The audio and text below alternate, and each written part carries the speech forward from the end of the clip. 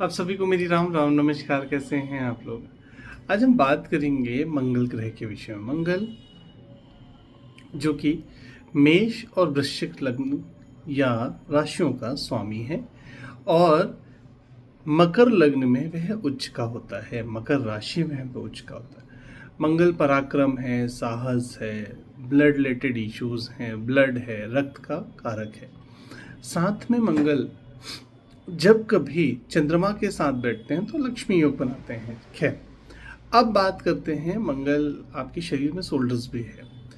जब कभी मंगल कमज़ोर हो, अस्त हो, पीड़ित हो या कुपित हो तो इस बात का ध्यान रखिए कि जातक को रक्त संबंधी कोई ना कोई समस्या होती है, उदर संबंधी कोई समस्या होगी या फिर उसके बाद में उसको गुस्सा बहुत आएगा, बहुत चिड़चिड़ाएगा, बहुत परेशान करेगा, माइग्रेन सर्वाइकल का इश्यू रहेगा। ऐसे लोग जिनको सामान्यतः गुस्सा बहुत आता है उनको मंगल के उपाय करने ही चाहिए।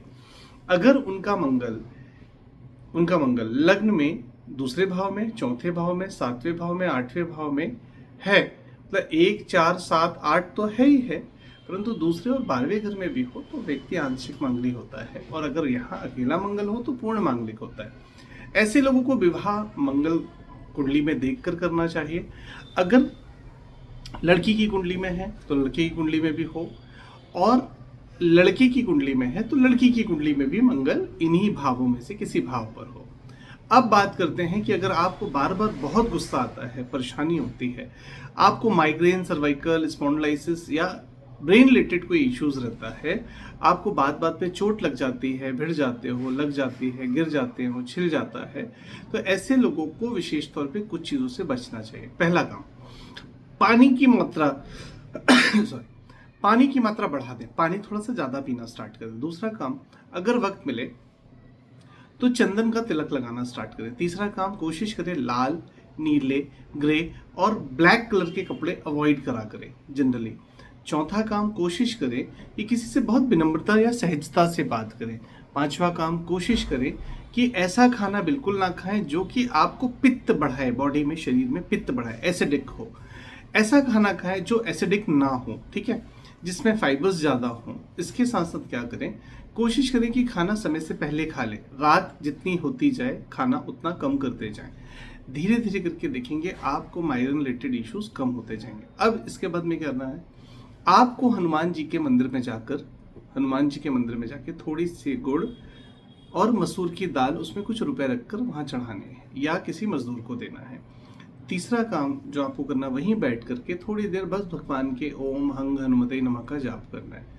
चौथा काम, बहुत विनम्रता, सहजता से लोगों से बात करनी है। पांचवा काम, कोशिश करें चैरिटीज करें, जब भी कभी वक्त मिले तो रक्त दे दिया करें या रक्त संबंधी कोई कार्य या कैंप लगवा दिया करें।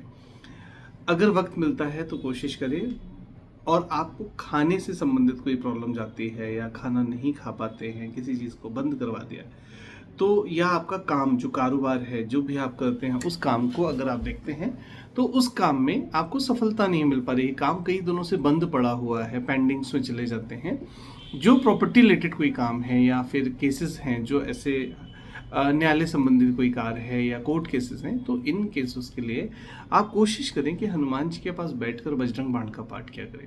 कर्ज बढ़ गया है तो हनुमान बाहुक का पाठ किया करें।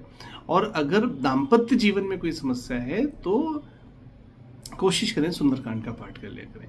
ये करके देखिए, अवश्य आपको इससे लाभ मिलेगा, और ईश्वर ने चाहा तो आपको सभी मंगल संबंधी समस्याओं से निश्चित तौर पे बहुत जल्दी फायदा होगा। आप सभी को मेरी राम नाम नमस्कार।